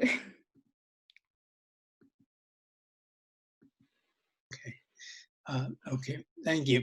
I'm going to speak to Andrew's paper, which, I know a little bit more about Aidan's work, of course, which has, I think, matured greatly in the years since I've last taken account of it.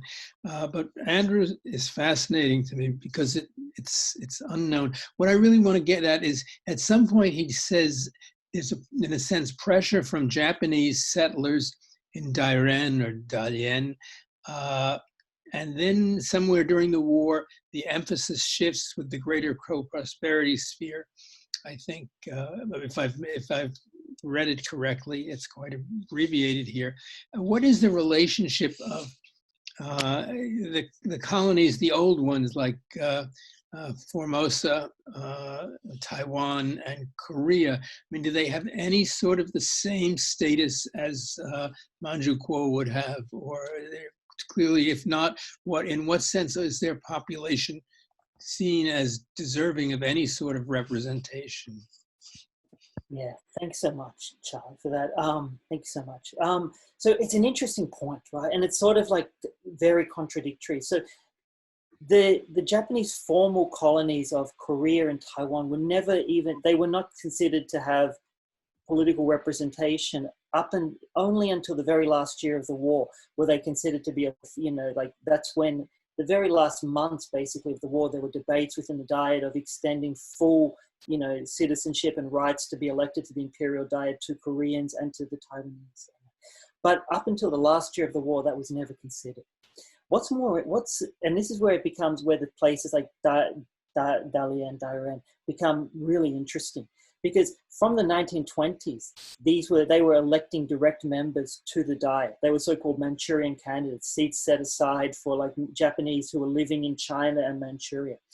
What happened was that as the party system came under, it started to disintegrate within Japan, and as bureaucratic authority and military authority started to rise after 1931, what you see is that there was a shift away from this kind of idea of political representation in the Diet to a new kind of vision of like a one party, one state model. That was, they were using models from Germany, from Italy, from the Soviet Union.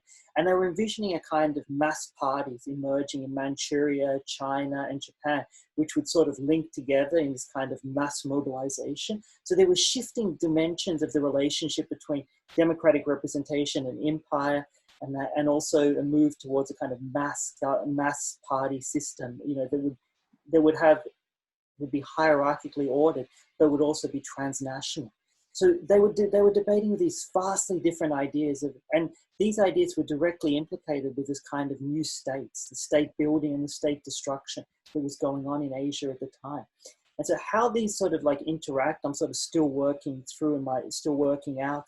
But we see shifts in ideas throughout the 1930s, rise of different ideas, especially after 1937. You know, there's a shift towards away from democratic representation to this new mass vision of, you know, mobilization. Well, can I follow up briefly, if I'm being heard? I mean, it strikes me, in many ways, what's being debated in Japan during the war, and of course, when the handwriting is on the wall and they start to cede authority to Sukarno in the Indies and think about getting out of Vietnam, you know, to a certain extent, it's what the post-war situation is like for the Anglo and French empires. I mean, what sort of how do you make these things somewhat legitimate when they're facing external and internal opposition at the same time? The British model, as I mean, and, David Armitage could correct me, but you know, is roughly you put authority in place. The French model is somehow you bring these people into the French parliamentary system, which of course proves impossible. It strikes me that there are potentially different models of representation which an empire falls back on during difficult periods. And so maybe you look ahead a bit as you, I mean, I don't know how the extent of the book, it seems fascinating to me. Yeah, I mean, yeah, it's exactly that sort of point, right? They, you know, at the very last moment where they start to, like, one of the parliamentarians in this speech, he said he called it, and it's where the titles came in The Ruins of Jupiter, you know. So he was talking about in one of the last sessions of the Diet, he basically says, you know, look around at Asia. He goes, we're standing in the ruins of the Temple of Jupiter. He goes, you know, yes, we might be, and the speech goes on, he goes, even in the ruins, we've cut an arc through the Western empires, which they will never recover from. You know, we've liberated, it's, you know, sort of post ad hoc justification and that. But at the same time, in the sort of back and forth between the parliamentarians, they're still debating. They're saying, like, well, what new relations can we forge across this, you know, this, like, so maybe a pan-Asian, but a kind of multi-ethnic vision.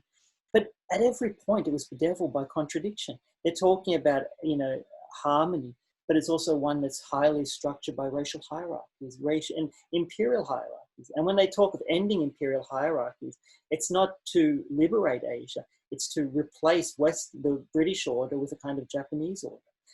And so it's how they envisioned it. It seems to me that it was a deep interaction with international law, and one that became more complex and evolved into, you know, a kind of alternative, not an alternative, but one at each point was deeply interactive with international law and imperial models of governance. Thank you. Thank you. Thank you very much. So in the discussion, there were many questions, so we are going to follow the different questions. So Guillaume Morales has a question for Aidan. So Guillaume, can you ask? So we can have, yeah. Okay, yeah. So thank you very much for both interventions. I found both interventions very interesting. I have a small question to Aidan. So if we change or turn the perspective and if we consider the effects of international courts not on the global international policy, but the effects on these courts on the professionals who participate to these courts, is there a change with the creation of the Permanent Court of International Justice in 1922 in terms of professionalization of a new group of international jurists who are practicing international law permanently in permanent court. This is an important question, and I want to know if there were reflections in the Court of Arbitration and then in the Permanent Court of International Justice on professional regulation. Is there a discussion then on the competencies to become a judge and so on? That is the question to Aden. I had also a more general question to Aden and to Andrew on the apparent contradiction between between the partly rejection of international law by authoritarian regimes like National Socialist Germany, Nazi Germany, or maybe Imperial Japan, and the continuation of practice and of the continuing existence of a group of specialists of international law who are still in Nazi Germany, for instance. International law was continuing to exist and to be active to some extent. And I want to know if there is a parallel in Japan or not, and how to explain this apparent contradiction. Thank you very much. Thanks, Guillaume. Thanks, Brad. Yep. Aiden or Andrew, who wants to go start? I'll start, Aiden. Is that all right? Yeah, of course. Yeah. Thanks, mate. So thanks for the questions. So Guillaume, I'll start with yours, and I'll sort of work backwards and just very quickly. So I mean, the question's really interesting to me because it sort of made me think about when Aiden was talking about like the absence of figures, so from China, Japan, or other non-European states from this kind of world making in sort of legal ordering in Europe. And I mean, I think that's one of the key elements, right? It's like we talk of their absence from these kind of appellations, from the documents, from the actual debates, but they weren't absent, were they? They were there. And so what I've noticed, what I've been doing is like sort of digging into the papers of the Japanese delegation to the League of Nations. And so even though they were, the Japanese were at Versailles, they were at the League of Nations, the Chinese, other groups were there too. But they were, while they might not appear in the documents, their presence is there, and they were watching and they were learning and they were sort of understanding what law was, and they were interpreting it in different ways. Like one of the key moments, the Japanese never rejected international law. Everything they did was legal. They, treaty making was at the center of their imperial expansion. They had treaties with everyone, and they learned in Europe what they saw. The world makingness of Aiden is describing a fascinating story of the courts, and that was the key lessons. These lessons were taken to Asia. They weren't rejected, they were taken there and they were reinterpreted. And they were reinterpreted as a basis for a kind of different world order. And it's that sort of transmission that's interesting, that sort of interests me. So I'll sort of go to Prabh's point. Yeah, it's really interesting and it's a fascinating sort of point. Who gets to have a state? Who gets to create states? Who gets, the Japanese, if you look in the delegation at the League of Nations, they were very clear. They kept saying we have treaties, we have documents. Manchukuo is an independent state which we helped give birth to. And they were sort of giving all sort of legal, sort of reasons for its existence. And I mean, I have to look more deep into the Leiden Commission, sort of the internal sort of papers of that, the relations of the Japanese, how, their meetings with parliamentarians, all that. I'm so early into the project that it's, these are all important points that I'm going to have to look at. On the difference between imperialism, colonialism, I'm still trying to work that out myself. So I'll let that go. Okay. Aiden? Yeah, sure. Thanks, Guillaume, for that question. That was really wonderful.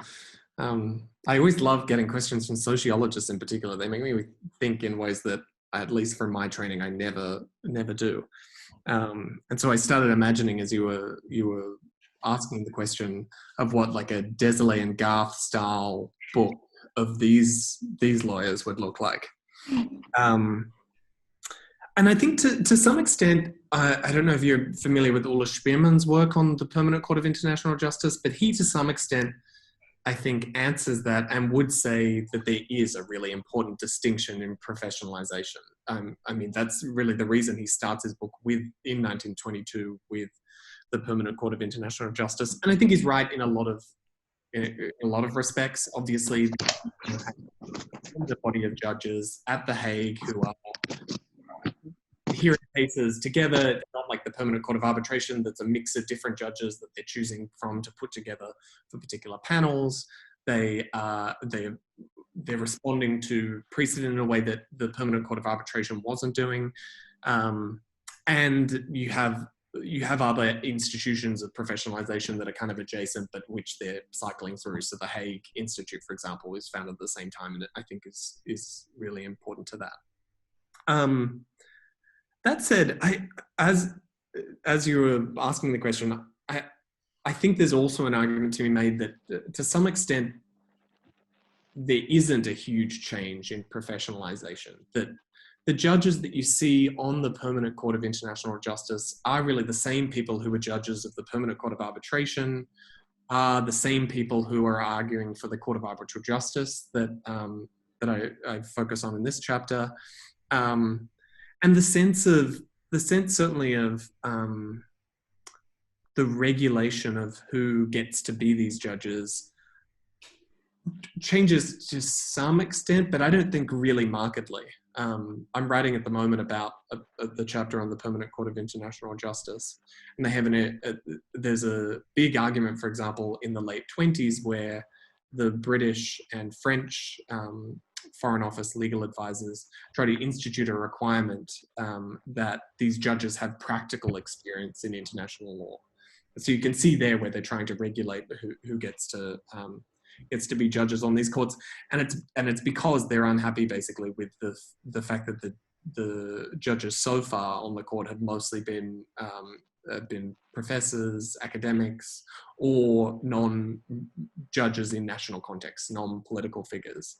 And I think it's no accident that they managed to pass that regulation that judges should have practical experience, and then those exact legal advisors, Sir Cecil Hurst and Henri Fromageau, become judges on the court. They're elected the next year. So certainly there are ongoing debates and there's changes to the regulation, but I think what I'm trying to do is to argue for less of a distinct change with the start of the Permanent Court of International Justice. But thank you so much for the question. That's something I need to think about more. Yes, hello to all. I'm very glad to see especially Eden and Boyd, my colleagues from Toynbee Prize Foundation. I am in Kyiv in Ukraine now, and I have a couple of questions to Eden and to Andrew. So the first question is to Eden.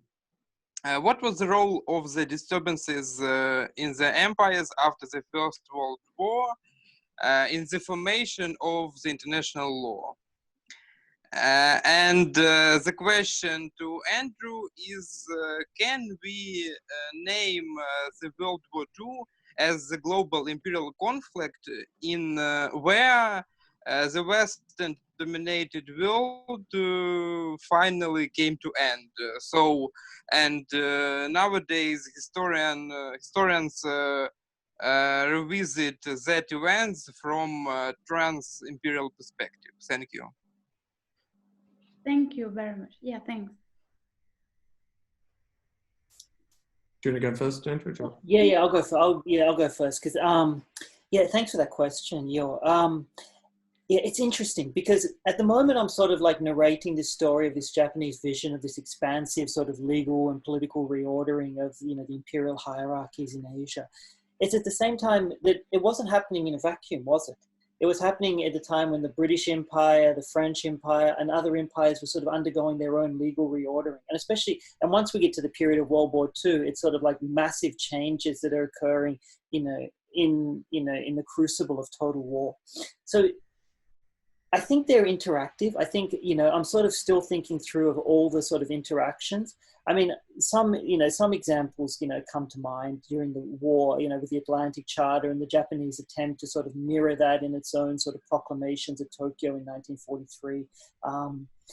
But I think it's a longer process. Like, it's very fashionable at the moment to speak of a moment in history whereby, there's a whole, a moment becomes a crucible for great change.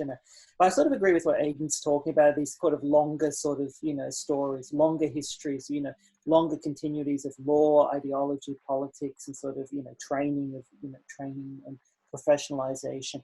I think if we think in those longer terms, what we're looking at is not the kind of, a moment, an imperial global moment where, empire comes to an end. Because empire continued on up until, like, Hong Kong only went back to China in 1997, and Macau in 1999.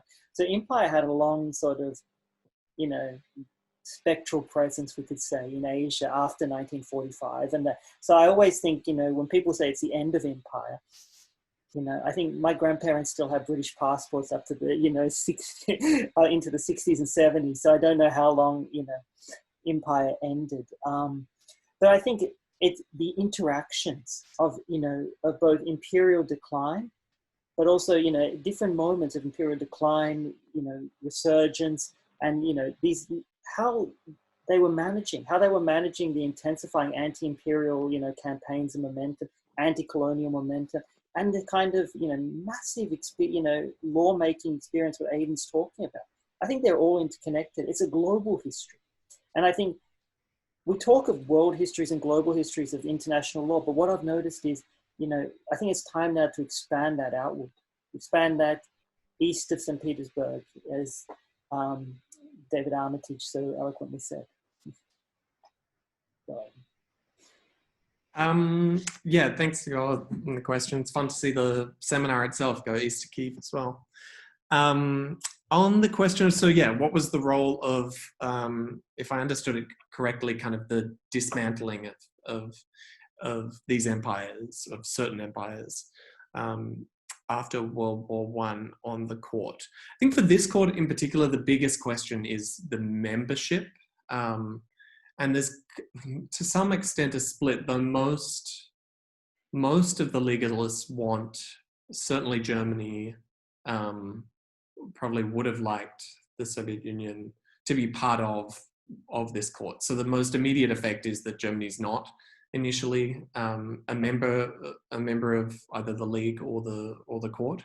Though that'll change in the interwar years, and Germany will later join.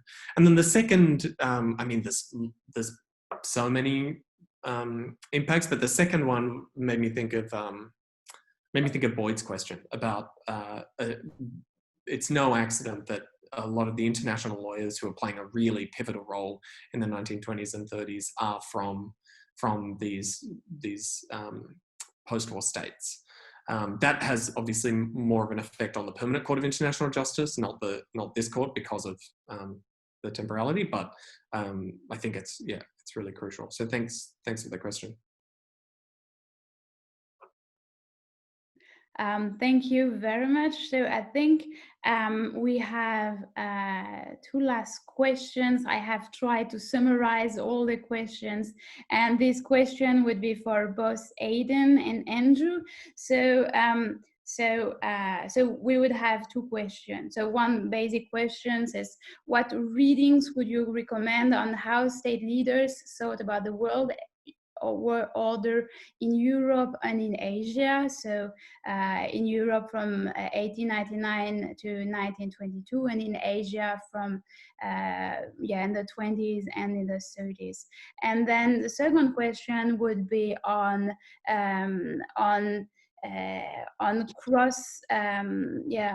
crossing the different archives, personal papers of experts, members, legalists, and do you get from this archive a personal agency in building policy making and building institutions? So this would be the two last questions. I have tried to summarize all these questions and to, yeah, to make it well, yeah, to end the session. Yeah. So yeah, who would like to start? Maybe Aidan this time. Yeah, and then. Yeah, on the third, I'm not sure I heard the third one, but the first question on readings, whoever it is, I'm happy to. I could talk for like 3 hours about the historiography of this period. I think someone in the chat mentioned the internationalists. I think they're political scientists, but there's even just among historians, there's been a lot of writing in response to that. And then the second question was about accessing personal papers, I think. Yeah, and yeah, is it from access to personal papers of experts, members, and legalists that you find that you can define a personal agency in building policy making and building institution? Yeah. Yeah, I think it's been for this chapter, it's a mix of those personal papers, so you can see the individuals to the extent they're acting outside of governments. But for this paper in particular, the foreign officers were so crucial to the way in which they were meeting, drafting, organizing, that national archives, the British, French, German, US national archives have been really just as crucial. But certainly it's about balancing those, I guess. Yeah, completely. Andrew, thank you, Aidan. Andrew, would you like to answer also these questions? Yeah, I'll just be very quickly, Sophie. Thanks so much. So in terms of the history, in terms of books to read, I think this is one of the problems. It goes back to an earlier question Boyd asked at the very beginning about why these visions of sort of imperial ideologies haven't had such a wide resonance, in terms of our global sort of, history of imperial ideology. A lot of it has to do with they're not translated. And that's a big problem. I think it's a huge methodological barrier to sort of incorporating these sort of Japanese and other visions into a kind of more global history, and it presents some serious things. But in terms of histories, I'm sure I can find some that I'd be more than happy to share. In terms of the archives, it's quite interesting. So I've been looking at the archives. I've begun this project on the archives in Japan, and it's taken me from Japan to Korea to Taiwan and to maybe I think to Inner Mongolia. But what's happened is when you look at especially the Japanese Empire in Northeast Asia, in Northeast China, what happened at the end of the war was with the Soviet invasion, the archive was destroyed. A lot of the archive was fragmented, and it went across the different boundaries of the Cold War. You find some in Moscow, you find some in Beijing, Nanjing, all over Asia. So it presents huge barriers in terms of getting access to the archives, and the archival situation in China itself is very difficult at the moment. So, and what's only available is edited histories, which is, of questionable value, I would imagine. And my next sort of aim, my sort of next step in this research is to sort of move to the archives in Europe, the League of Nations, the courts there, the sort of what Aidan was talking about, the sort of foreign office documents, to sort of look at professionalization experiences and so forth. But these sort of legal histories present huge methodological difficulties. Actually, getting your hands on the archives is a huge part of the battle. It's a huge part, it's the beginning and the end of it. Yeah.